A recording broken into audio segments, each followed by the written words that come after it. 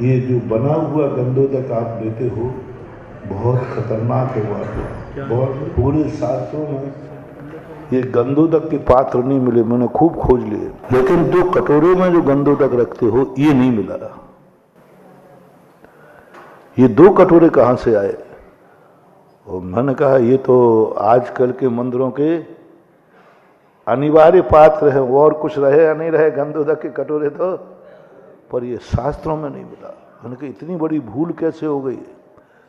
बरसों तक खोजता रहा, बाद में पता चला ओहो ये गंधोदक तो बहुत खतरनाक गंधोदक है। जो बना हुआ गंधोदक रखा है और वो गंधोदक कटोरे में रख दिया। आप 10 बजे आप आए और वही गंधोदक आपने पोत लिया, जिसमें आपके हारने की भावना थी। तो बेटा तुम सत्य हो, जीती बारी है तो भी तुम हार जाओगे, क्योंकि तुमने वो गंधोदक लगा लिया है जिसको तुम्हारे हारने की भावना थी। तंत्र विद्या कहती है सामने वाले ने क्या किया वो प्रभावकारी नहीं है, तुमने उसको एक्सेप्ट कर लिया ये प्रभावकारी है। तंत्र विद्या का नियम है, तुम एक्सेप्ट नहीं करो ना तो कुछ नहीं बिगाड़ पाएगा। और तुमने एक्सेप्ट कर लिया तो बोलो तुमने गंधोदक एक्सेप्ट किया कि नहीं? बस अब कबाड़ा है तुम्हारा। अब बोलो गंधोदक में तुम्हारे विपरीत भाव सबके एक से ही भाव रहेंगे कि भिन्न भिन्न? जिसको सर्दी है वो गर्मी की दवाई खा लेवे तो, और गर्मी वाला सर्दी का। गंधोदक में क्या भाव नहीं तो भरी हुई है, और भावना तुम्हारे विनाश की थी, तुम्हारे हारने की थी। यूं कहो तुम्हारे संबंध में कुछ थी ही नहीं। अब क्या करोगे? गंधोदक लगा लो, लगाते जाओ। तुमने गंधोदक को बदनाम कर दिया। ये गंधोदक लगा लगा करके प्रभाव पड़ा नहीं, बल्कि फुड़िया थी तो फोड़ा और हो गया। कौन सा गंधोदक? हमारे वो कटोरे पर रखा रहता है ना। हाँ, नहीं मान। अपने हाथ का बना हुआ गंधोदक दुश्मन भी बना जाए और तुम भी बना दो तो चिंता नहीं करना, तुम्हें प्रभाव तुम्हारे गंधोदक की बूंदों का ही पड़ेगा। अलग से लेने की जरूरत नहीं, मिलता है तो मिल जाने दो, उससे कोई फर्क नहीं पड़ता। तुम्हारी भावना पहुंच गई, उसकी भावना पहुंच गई, अब सत्य की विजय होगी। इसलिए गंधोदक मिल जाने से कोई फर्क नहीं पड़ता। तुम्हारी भावना का गंधोदक उसमें एक बूंद होना चाहिए। यदि है तो कार्यकारी है, और नहीं है तो कोई कार्यकारी नहीं। इसलिए गंधोदक कौन सा सही है? जो अपने हाथ से बनाओ वह गंधोदक अभिषेक करो, उसमें वो गंधोदक प्रभावकारी। दूसरी बात है, तुम अपने घर की महिलाओं में बुंदेलखंड की इतनी गंदी परंपरा है, इसलिए तुम लोग सब बर्बाद हो रहे हो। घर की महिलाएं तुम्हारी जो हैं महानुभाव, तुम गरीब हो तो रोटी की अपनी माँ से भीख मंगवा लेना, गरीबी हो तो पत्नी से भीख मंगवा लेना, ये कोई पाप नहीं है। लेकिन बहुत करुणा दया करके कह रहा हूँ, अपने घर की महिलाओं से किसी दूसरे पुरुषों के सामने भगवान के मंदिर में गंधोदक की भीख मत मांगने देना।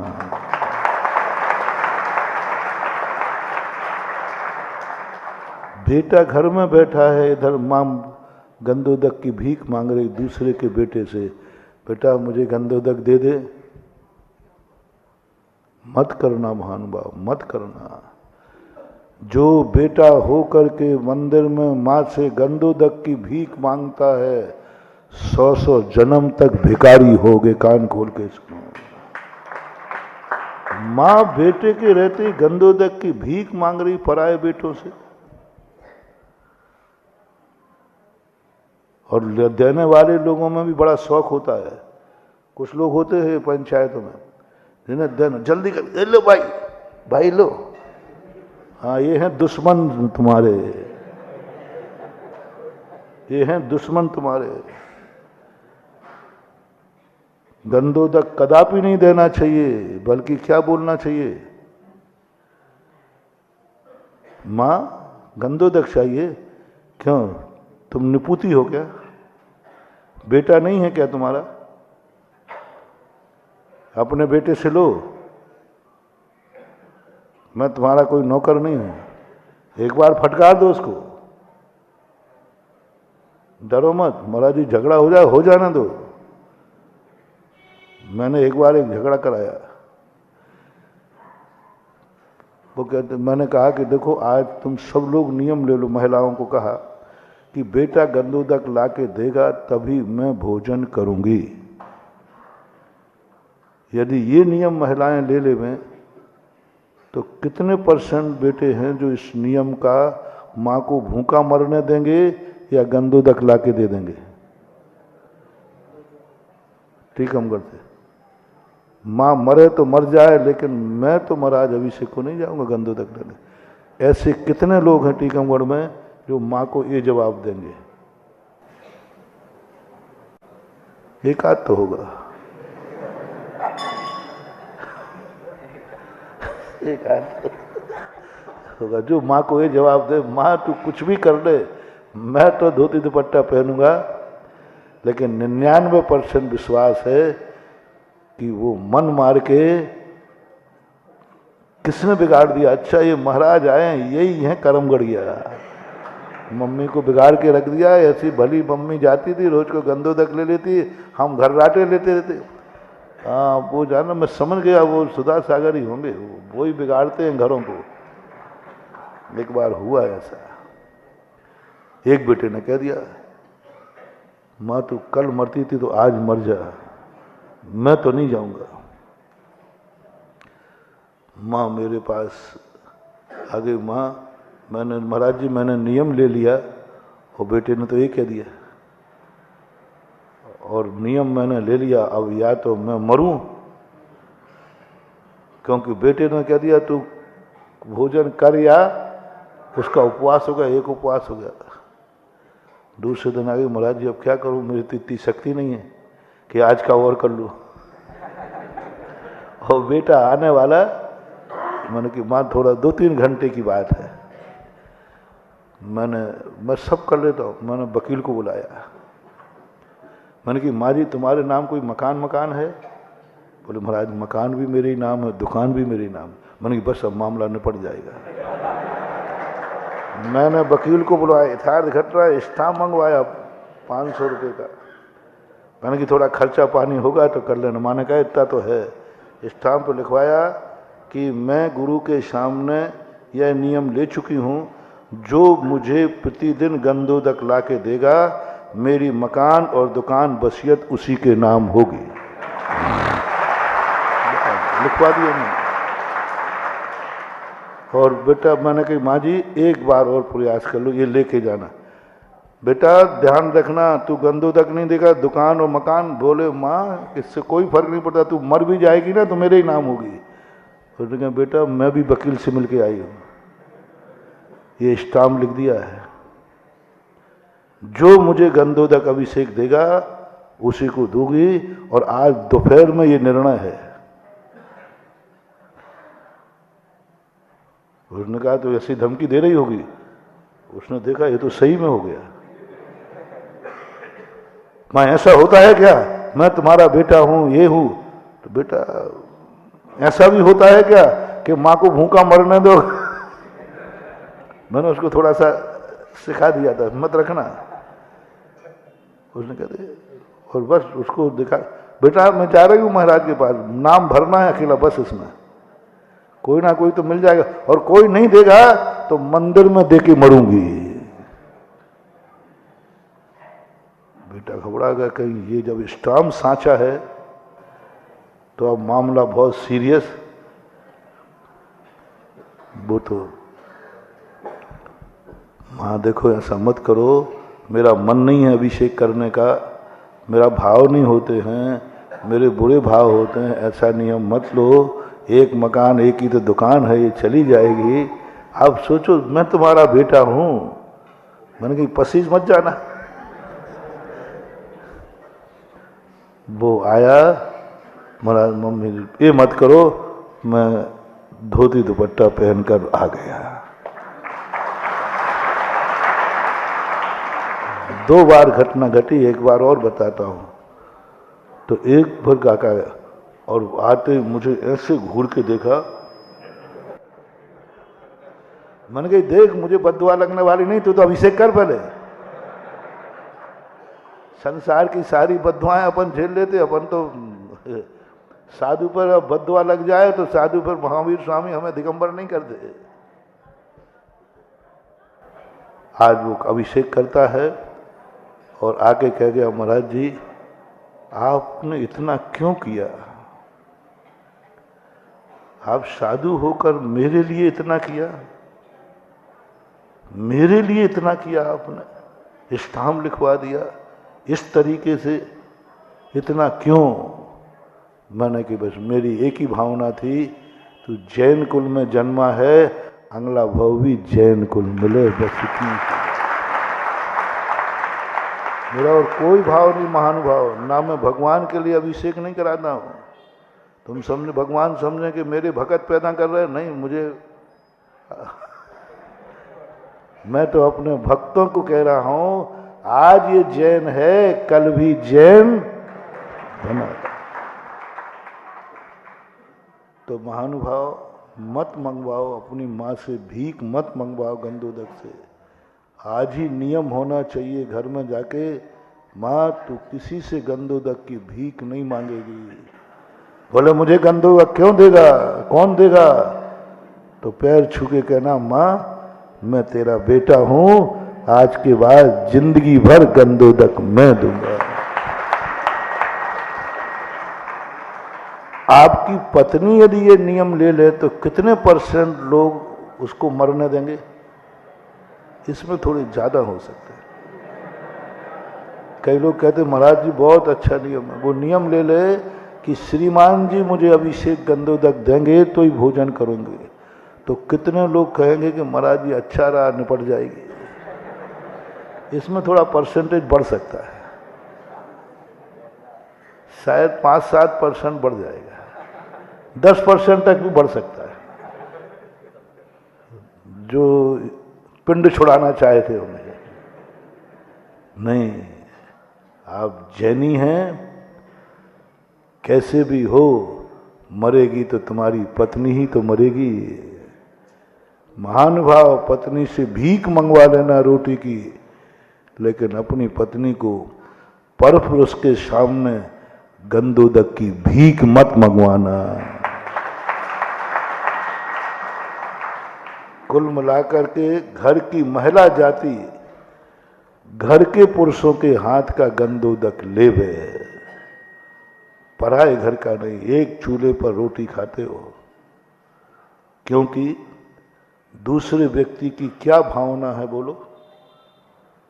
विपरीत भावना हो सकती है कि नहीं? बोलो, हो सकता, क्यों नहीं होगा? बुरे भाव से दे दे, अच्छे भाव से देवे, और बिना भाव के दे देवे, क्या फायदा है? तो आप सुधर जाओ, नहीं तो फिर महिलाओं में हंगामा कराऊंगा। आज इसलिए मैंने तुम्हारी इज्जत बचाने के लिए महिलाओं को नहीं बुलाया, थोड़ी बहुत बैठी सुन रही हैं।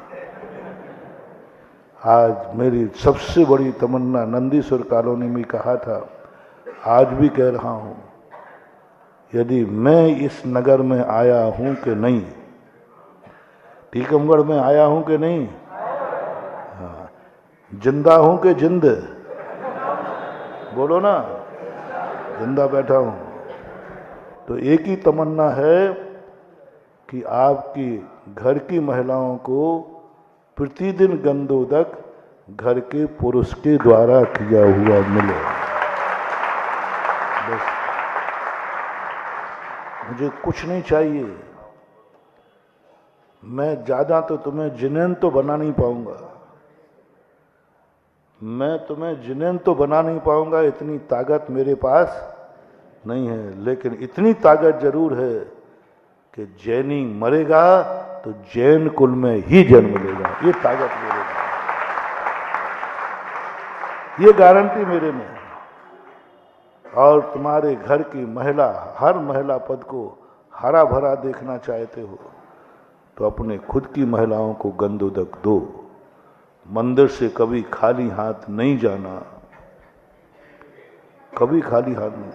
कलसिया बनाओ, कोई डिब्बा ला रहा है, कोई डिब्बी ला रही है, ये मांगलिक नहीं है। डिब्बा डिब्बी कोई प्लास्टिक की ला रहा है, कोई स्टील की, ये मांगलिक नहीं है। कलश ही मांगलिक है, छोटा बनाओ। भरा कलश मांगलिक है, बड़ा और छोटा छोटा बनाओ। स्टील में तो कभी गंधोदक ले ही नहीं जाना, लोहा है, सब बेकार हो गया। अरे इतने गरीब नहीं हो रहे तुम लोग, एक चांदी की छोटी सी कलसिया बना लो। देखो ऐसे लिए है, देखो एक कलसिया छोटी सी बना करके चांदी की बनी हुई कलसिया से भरा हुआ गंधोदक घर में प्रवेश कराओ और अपने घर का मंगल और शगुन करो। हाँ, जो महिलाएं, सबसे अच्छा है तुम्हारी महिलाएं तुम्हारे हाथ का अभिषेक देखें, लेकिन उनका टाइम तुम्हारे साथ सेट नहीं होता है तो आप उनके लिए गंधोदक ले जाओ। कहा था ना मैंने, हम 1,00,000 मुनिराज तुम्हारे बच्ची को आशीर्वाद दें। मैं नहीं कह सकता हूं कि वो मांगलिक होगा, लेकिन एक पिता, दादा, चाचा, घर का पुरुष अपने हाथ से गंधोदक बना करके और अपने हाथ में गंधोदक लेकर पालने में पड़े हुए बच्चे को अपने हाथ से पिता गंधोदक लगा दे, 1,00,000 आशीर्वादों से भी ज्यादा ताकतवान होता है। अपने हाथ से गंधोदक का भरा हुआ गंधोदक का हाथ बेटे बिटिया के माथे पे लगा दो पालने में, और ये 8 वर्ष तुमने कर लिया, 8 वर्ष के बाद वो स्वयं करने लग जाएगा। 8 वर्ष तुमने कर लिया, जाओ, तुम उस बेटा बिटिया की चिंता करने की जरूरत नहीं है, उसके जीवन में कुछ अशुभ हो गई नहीं। इतना सस्ता कार्य है। प्रतिदिन अपने हाथ से गंधोदक ले जाओ। मान लो लेट हो गए तो, वो स्कूल चला गया तो गंधोदक घर में रख जाओ। माँ से कह दो कि मैं तो दुकान जा रहा हूँ, 1:30 बजे बालक आएगा, बालिका आएगी, उसको आप गंधोदक, तो माँ गंधोदक लगा देगी। ये शक्तियाँ गौण हो गई, ये शक्तियाँ तुमने खो दी। जैन धर्म की इन क्रियाओं में इतनी शक्ति थी और इनको तुम यूं जाने दे रहे। बोलो कितनी सरल शक्ति है, कौन सी कठिनाई है इसमें? कल से ले जाओ, घर जाके रख दो। यहां तक कि तुम्हारे रिश्तेदार आवें तो चाय पानी से स्वागत करते हो, करो, आते ही यदि गंधोदक से स्वागत कर दो तो बेड़ा पार हो जाए। ऐसे घर हों जिन घरों में कोई भी मेहमान आए उसका स्वागत गंधोदक से हो। आप गंधोदक लीजिए, वो नहीं लेवे, आप अपने एक उंगली डाल करके 2 बूंद उसके सिर पर, उसका मंगल, तुम्हारे घर का मंगल। ये शक्तियां तुम्हें खोना नहीं है, जागृत करो। शास्त्रों में ये छुपी हुई शक्तियां मैं खोज करके तुम्हें दे रहा हूं। इसके बावजूद भी तुम नहीं लो तो मैं क्या करूंगा? कुछ नहीं कर सकता। मेरा काम तो बताना था। तो क्या मैं, वहां भी मैंने हाथ उठवाए थे, आज के बाद जितने लोग यहां बैठे हैं वो उनकी घर की महिलाओं को घर के पुरुषों के द्वारा किया हुए अभिषेक का गंधोदक मिलेगा। क्या मेरी ये भावना पूरी होगी? आपकी भावना तो मैंने पूरी कर दी, टिकम्बर आ गया। अब मेरी भावना भी है।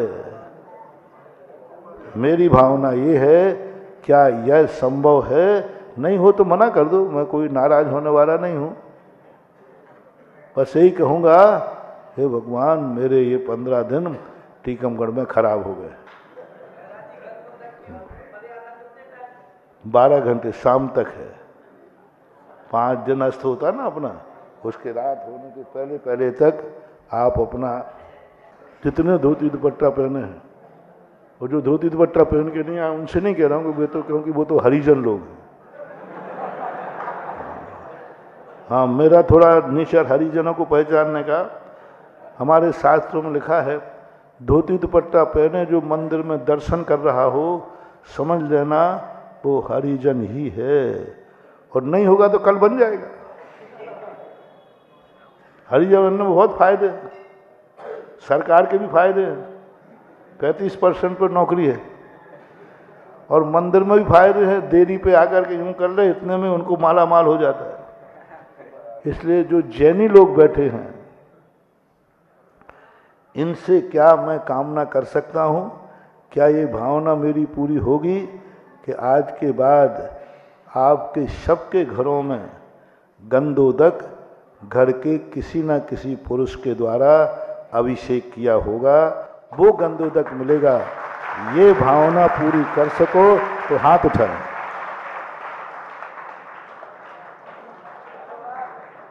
जिनको अपनी मम्मी प्यारी ना हो, पत्नी प्यारी ना हो, वे नहीं उठाए हाथ। जो हाथ नहीं उठाए वो सिर्फ मम्मी की और पत्नी की सौगंध है। अब किन्होंने, कौन नहीं चाहता है, कौन नहीं दे पाएगा अपने घर की महिलाओं को अभिषेक? कौन बेटा मम्मी को नहीं दे पाएगा, कौन पत्नी को नहीं दे पाएगा? घर की महिला, चाचा चाची, महिलाओं को, कोई भी XYZ परिवार का एक चूल्हे पर रोटी खाने वाला हो, बाहर की छूट है, बीमारी हाली की छूट है, 7 बजे पहले नौकरी पे जाते हो तो छूट है। इसके अलावा कौन नहीं उठा सकता हाथ? वो उठाए जो नहीं कर सका।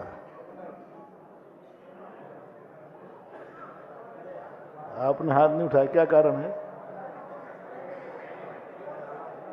तो हाथ उठा दो ना।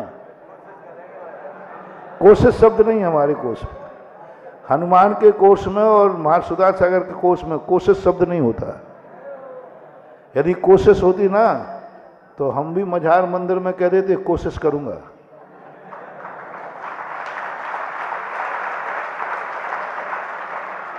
दो 200 साल का मंदिर एक दिन में इधर का इधर कर दिया, अब काहे की कोशिश करूं?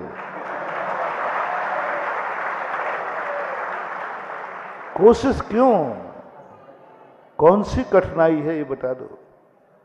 इतना समझाने के बाद भी तुम माल की बात नहीं सोचो तो फिर बहुत बड़ा नुकसान में पड़ोगे। फिर मत कहना, फिर मत कहना। फिर मैंने पहले ही कहा, हंसाने के लिए मेरे पास उपाय हैं, रोते आओगे तो मेरे पास पहुंचने को रुमाल नहीं है। मैं बार बार कहता हूं, बाद में फिर मत कहना। मैंने तो रास्ता बता दिया। कल के दिन तुम आके कहा, महाराज जी हमारे घर में मम्मी को ये हो गया, पत्नी, तो मैं कहूँगा गंधोदक ला के देता है कि नहीं? ठीक है, बोले नहीं देता। मैंने भाग यहाँ से, चला आया है। दवाई खावे नहीं और डॉक्टर के प्राण लेवे। डॉक्टर ही कहेगा भाई दवाई खाई कि नहीं, भाई दवाई तो नहीं खाई, तो फिर काहे को आया है? हाँ, एक बार और हाथ उठा दें। अब डाइट चली गई थी, सब लोग फिर से हाथ उठाएं एक बार।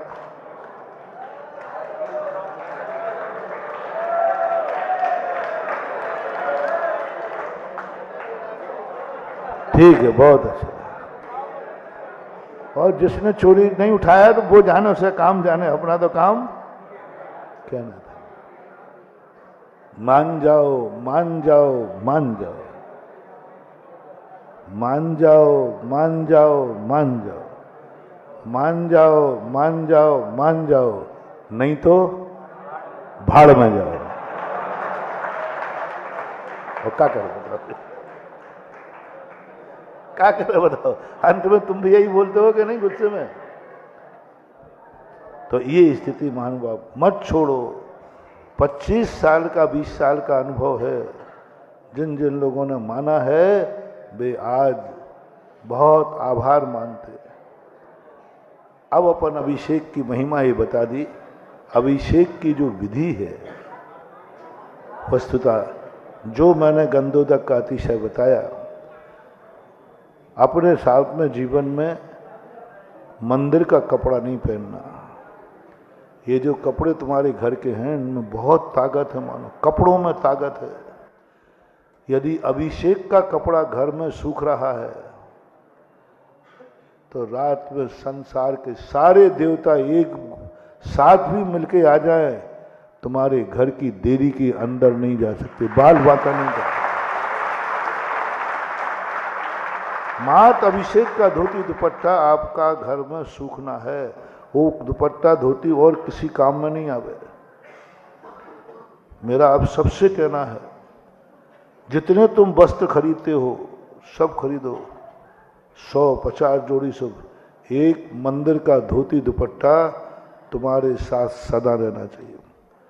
8 वर्ष का बच्चा होते ही जितने तुम कपड़े खरीदते हो खरीदो, लेकिन मंदिर में बच्चे को एक धोती दुपट्टा जरूर 8 साल में भेंट करना, चाहे भली वो हफ्ते में एक दिन अभिषेक करे, लेकिन वो कपड़ा किसके नाम से होना चाहिए? ये मंदिर के लिए है। किसके लिए? एक धोती दुपट्टा 8 वर्ष के बच्चे को घर में रख देना।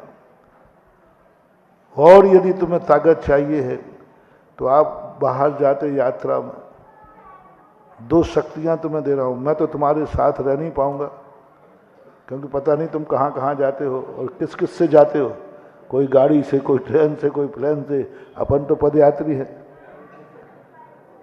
तो 2 चीजें तुम मेरी बात मान लो, जितने कपड़े तुम अटैची में रखते हो रखना, बस सदा उस अटैची में एक मंदिर का धोती दुपट्टा पड़ा रहने दो, बस। ये भावना से कि कहीं भी यदि गया और मुझे अभिषेक का मौका मिला तो फिर मैं क्या पहनूंगा? दूसरी द्रव्य, एक इतनी सी पोटली में अष्टद्रव्य, चावल, बादाम, लौंग, इलायची आदि अष्टद्रव्य होती ना, वो द्रव्य एक पोटली अटैची में हमेशा पड़ी रहने दो। पूछेंगे लोग क्यों? बोले यदि रास्ते में चलते हुए हमारे गुरुदेव मिल गए तो क्या मैं खाली हाथ वंदना करूंगा? इसलिए डालो, बस इतना सा। अब तुम्हें जिंदगी भर भी गुरु मिले या नहीं मिले, प्रतिदिन साधु दर्शन का पुण्य तुम्हारे खाते में जमा होगा। तुम यदि कहीं मुझे मंदिर मिल गया तो क्या मैं खाली हाथ मंदिर जाऊंगा? नहीं, एक छोटी सी पोटली में द्रव्य पड़ी रहने दो। 2 चावल सही, 1 बादाम सही, लेकिन वो तुम्हारी भावना की बादाम होना चाहिए। अब तुम्हें मंदिर नहीं मिला, गुरु नहीं मिले, लेकिन अष्टद्रव्य तुम घर से लेके चले हो पोटली, तो आपको भगवान दर्शन का पुण्य निरंतर मिलेगा। और ये 2 शक्तियां तुम्हारे पास हैं, ना जाने कितनी अनहोनी टाल देगी,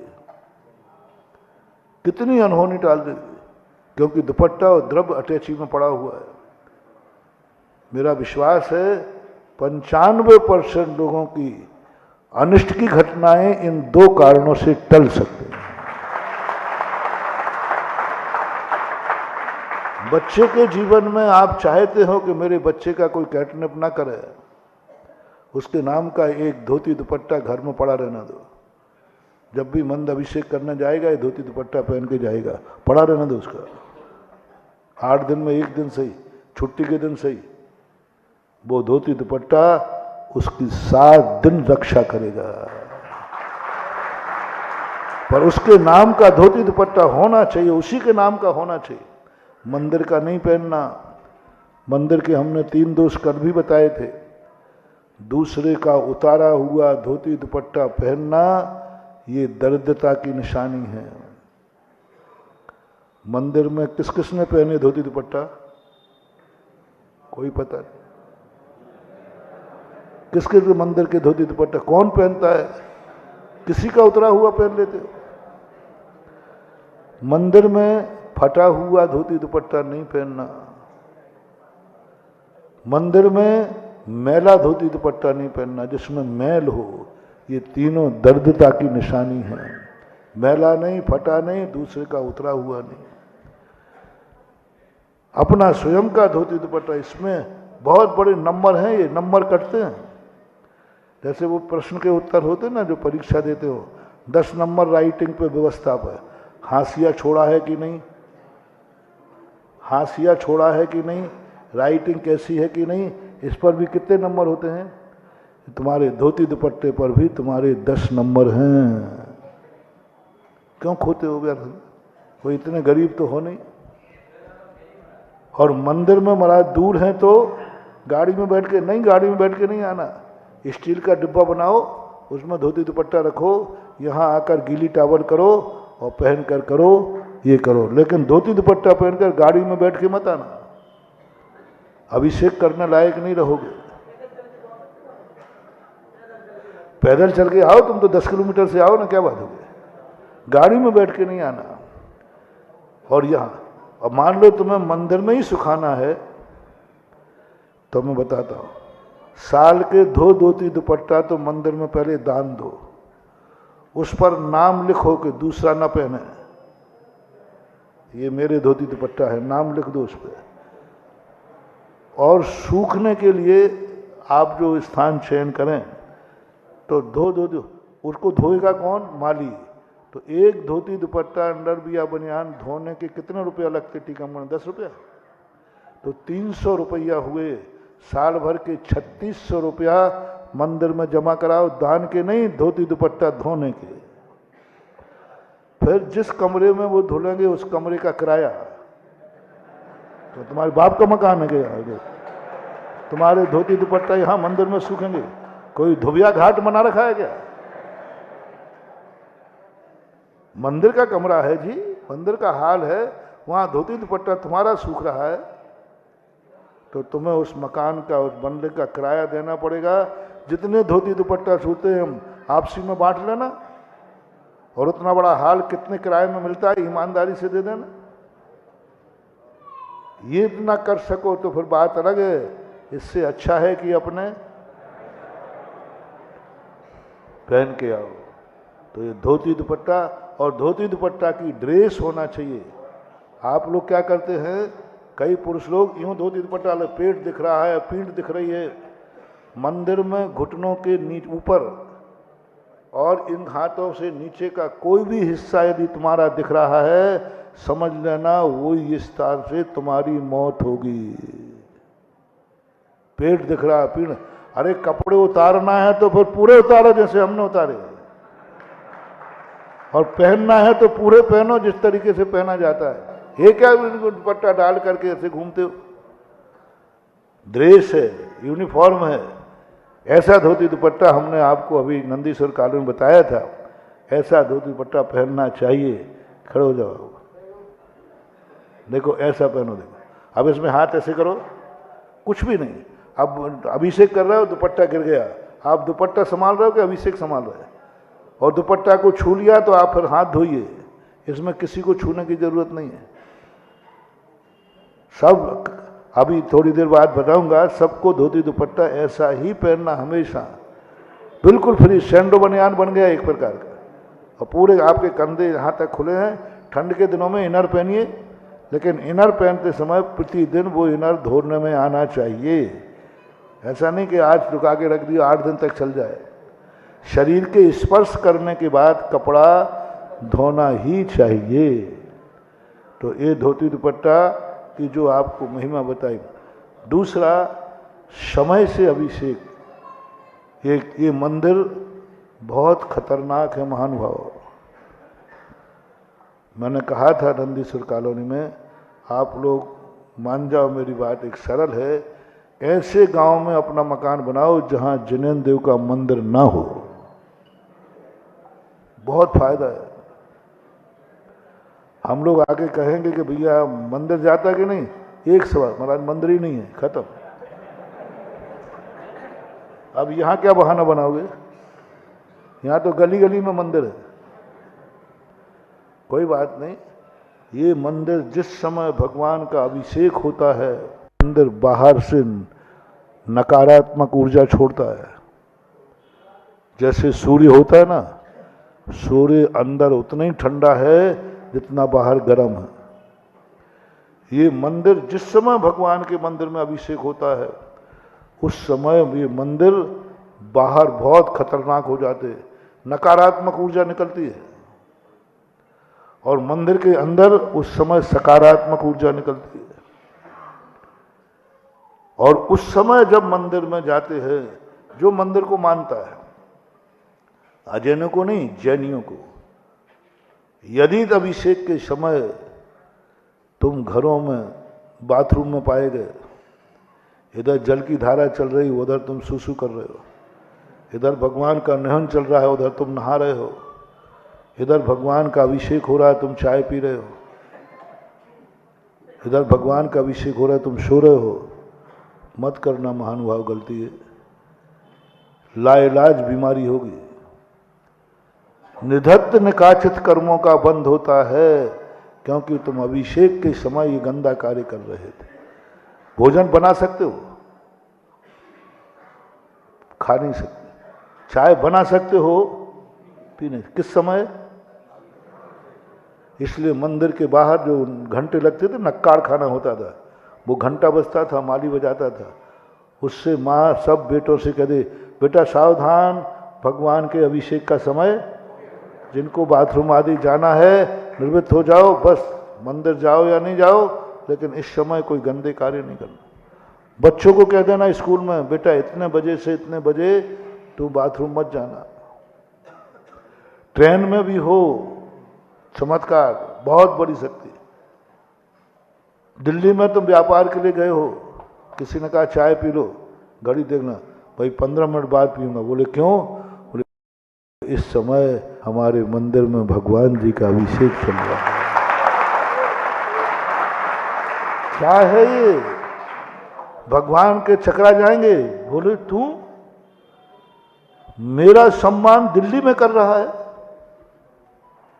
ओहो, आज तूने मुझे इज्जत दिल्ली में दिलवाई है, जा सारी जिंदगी भर में तुझे इज्जत दिलवाऊंगा।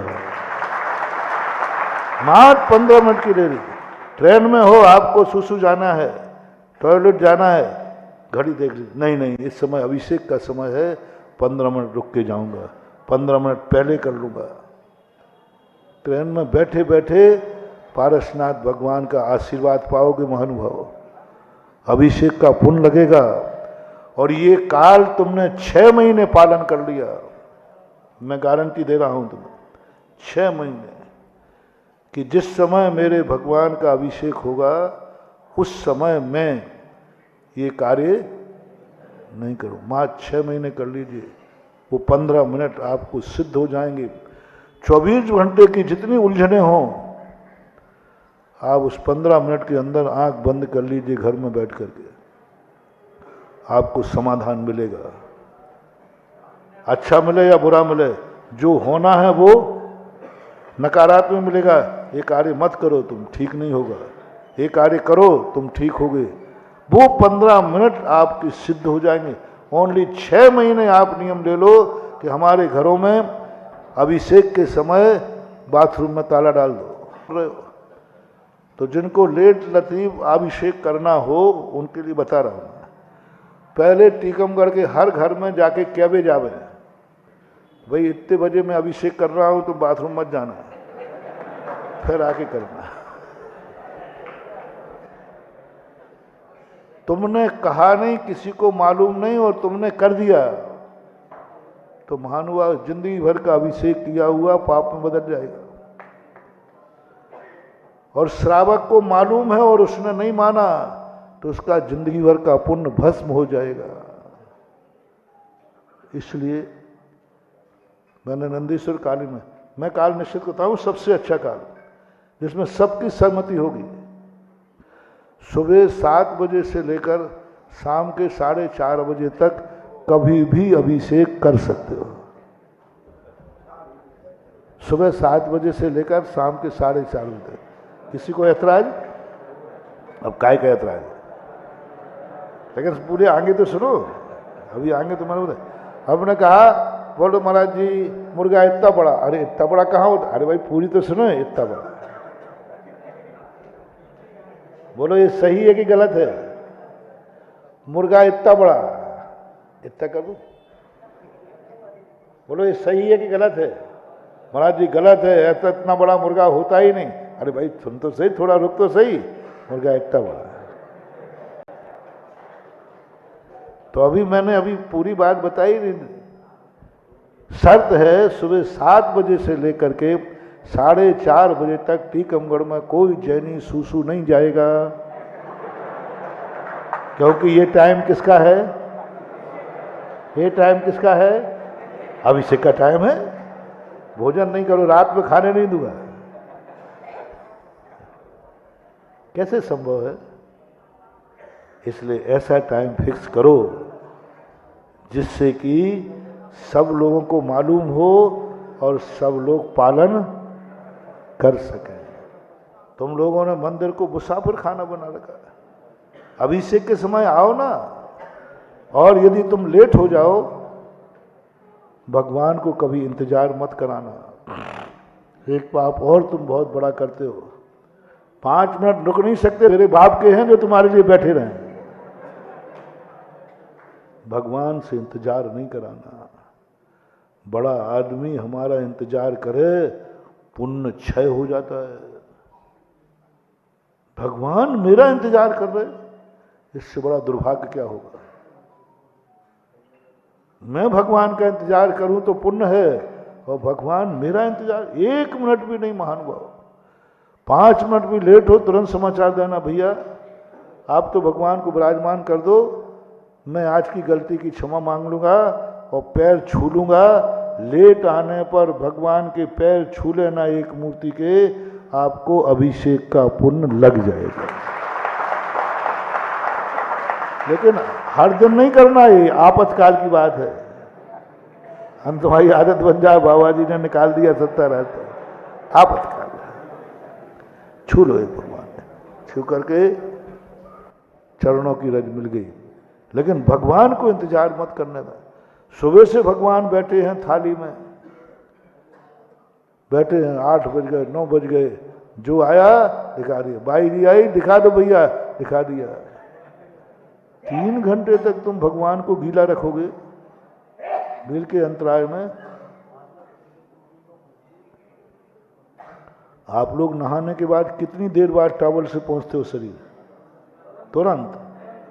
ऐसे ही भगवान के अभी रेगुलर अभिषेक करते जाओ। रेगुलर तुम कितने लोटे ढालो, ढालने के बाद कितने देर गीले रहोगे?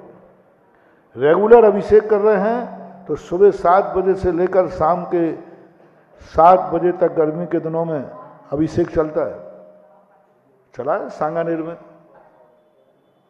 सुबह 8 बजे शुरू होता था, शाम को 6 बज जाते थे।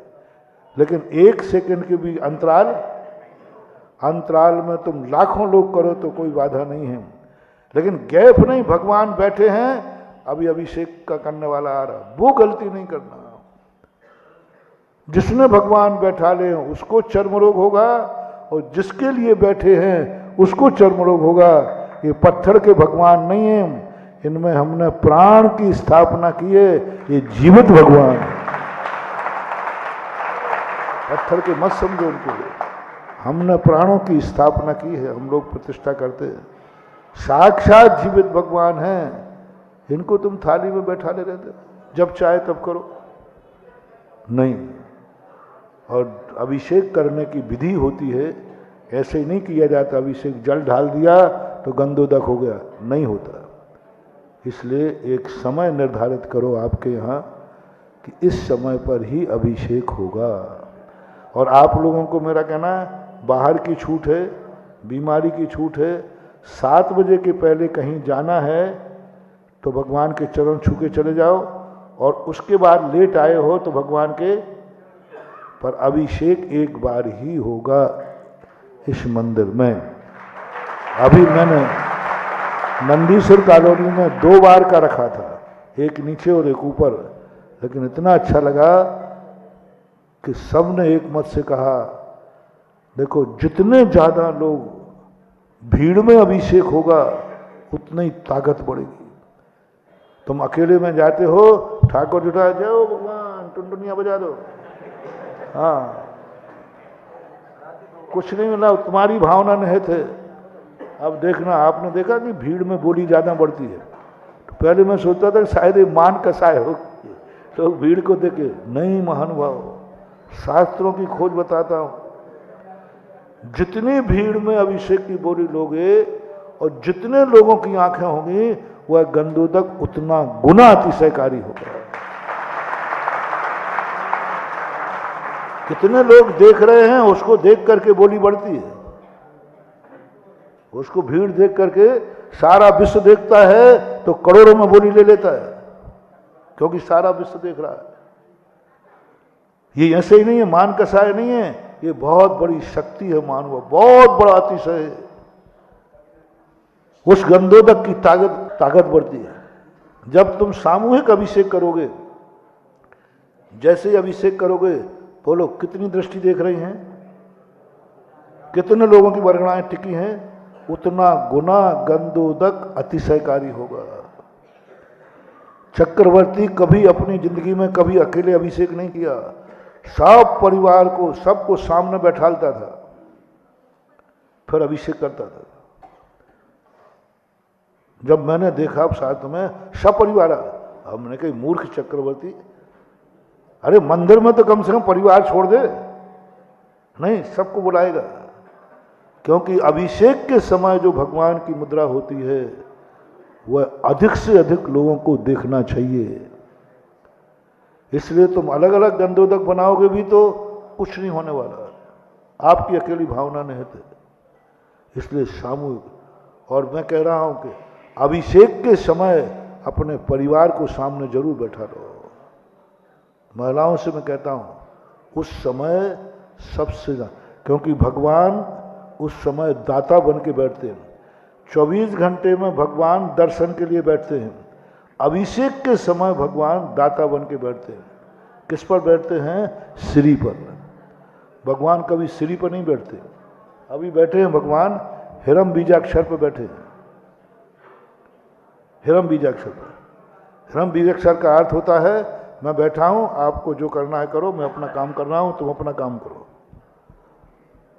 मैं अपना काम कर रहा हूं, तुम अपना काम करो। तुम्हारा पुण्य हो, दर्शन हो, तुम्हारी विशुद्धि हो, तुम्हारा काम होवे या नहीं होवे। लेकिन जिस समय अभिषेक को आते हैं, उस समय भगवान की मुद्रा दाता के रूप में आती है। श्री पर बैठने का अर्थ है श्री यानी लक्ष्मी।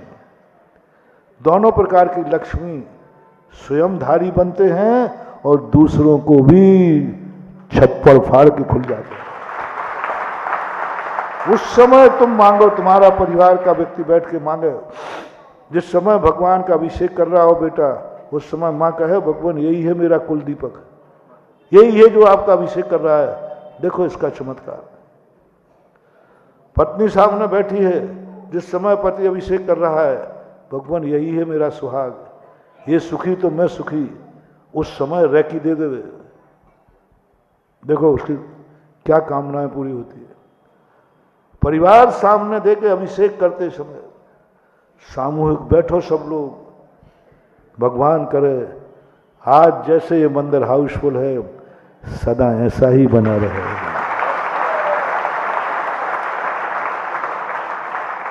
कितना अच्छा लग रहा है। मुझे तो लग रहा है कि मंदिर छोटा पड़ रहा है? हमारे सामने के बाद में भी, और मैं सामने का काम नहीं करता मुंह देखी, मैं तो मंगलाचरण करता हूं। जैसा मैं देख रहा हूं ऐसे ही सदा दिखना चाहिए।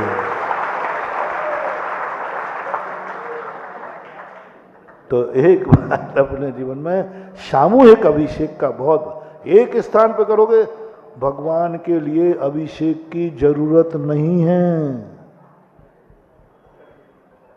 भगवान के लिए अभिषेक नहीं करना, हर मूर्ति पर, हर वेदी पर अभिषेक होना चाहिए, कोई शास्त्र में नहीं लिखा। बस श्रावक को अभिषेक करना चाहिए ये लिखा है। भगवान का अभिषेक होना चाहिए ऐसा कोई उल्लेख नहीं है। ऐसा उल्लेख होता तो बाहुबली का क्या होता, 12 साल, मानस्तंभ का, वे तो भगवान ही खत्म हो जाते। होता ना मानस्तंभ वगैरह बड़े होते हैं, सभी का नहीं, कोई आपको अभिषेक जरूरी है। भगवान के लिए अभिषेक करे वो मिथ्या दृष्टि, और जो श्रावक अभिषेक न करे वो मिथ्या दृष्टि। आपके लिए अभिषेक है, भगवान को अभिषेक नहीं करना। चलो कोई ने नहीं किया है तो अब भगवान बिना नहाए बैठे हैं, नहीं। होड़ लगाओ कि मैंने नहीं किया। अक्सर कर लोग क्या कहते हैं, भैया हो गया भगवान का अभिषेक। अरे भाई हो गया तो हो गया, अभी मैंने तो किया नहीं। मंदिर, कई लोग कहते हैं महाराज हमारे मंदिर में कमेटी नित्य नियम अभिषेक पूजन होता है। आज तक भगवान बिना अभिषेक पूजन के नहीं रहे। मैं कहता हूं तू करता है कि नहीं? बोले मैं तो नहीं करता। भगवान का हो रहा है, इससे संतुष्ट मत रहो। मैंने किया कि नहीं इस पर विचार करो। इसलिए एक बार एक स्थान पर हो तो अच्छा है, नहीं हो तो आपकी राय पूछूंगा 2 बार, लेकिन वो टाइम फिक्स होना चाहिए। पूरे नगर को मालूम होना चाहिए कि यहाँ अभिषेक इतने बार होता है और टाइम फिक्स है। एक टाइम करो, कितने बढ़िया भगवान बैठे हैं, सारा समूषण एक साथ दर्शन हो रहा है। ऊपर के भी दिख रहे होंगे, दिख रहे ऊपर भी दिख रहे। कितना बढ़िया स्थान बना। बोलो एक टाइम फिक्स करें कि 2 टाइम? 2 टाइम वाले कितने हैं? दूसरी टाइम जो चाहे थे 10-15 लोग, अभी बता देता हूँ, अभी बताऊंगा। सबके हाथ नीचे हो जाएंगे, चिंता मत करो। अब अभी वो निर्णय करूंगा। यहाँ का टाइम क्या रखें, फिक्स क्या टाइम रखें?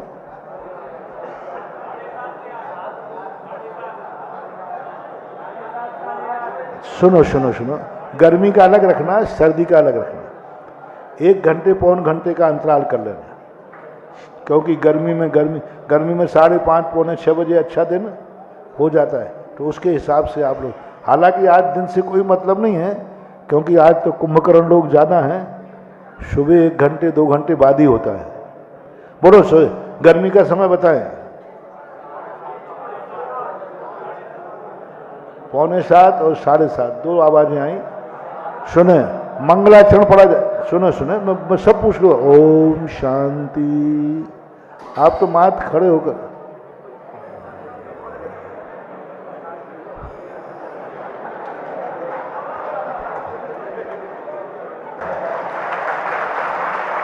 लेकिन महिलाओं थोड़ा सोचो, नीचे आदमी बैठे हैं। विधि देखना, मंगलाष्टक पढ़ने की शुरुआत करना है। मंगलाष्टक पढ़ के पूरी विधि करना है।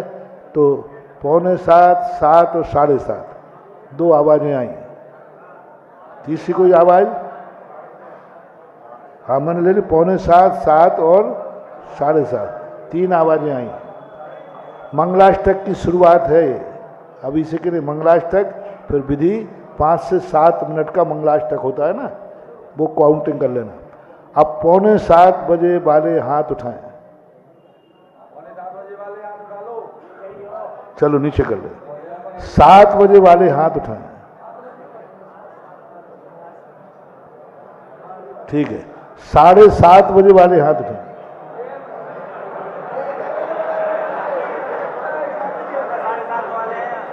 साढ़े 7 वाले ज्यादा है। तो आप सुने, दोनों का 7 का और 7:30 का बीच रख के 7:15 बजे मंगलाष्टक शुरू होगा। 7:15 बजे क्या हो जाएगा? मंगलाष्टक शुरू हो जाएगा। और 7:30 तक अपने अभिषेक का समय 7:30 तक भी आएगा, मिल जाएगा। तो इस प्रकार से आपका ये समय है।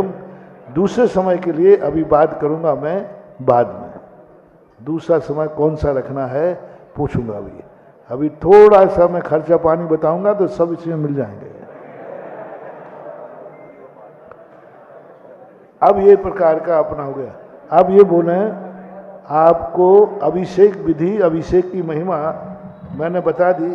अब ये और बताएं, क्या अभिषेक इस मंदिर में अतिशय चाहते हो?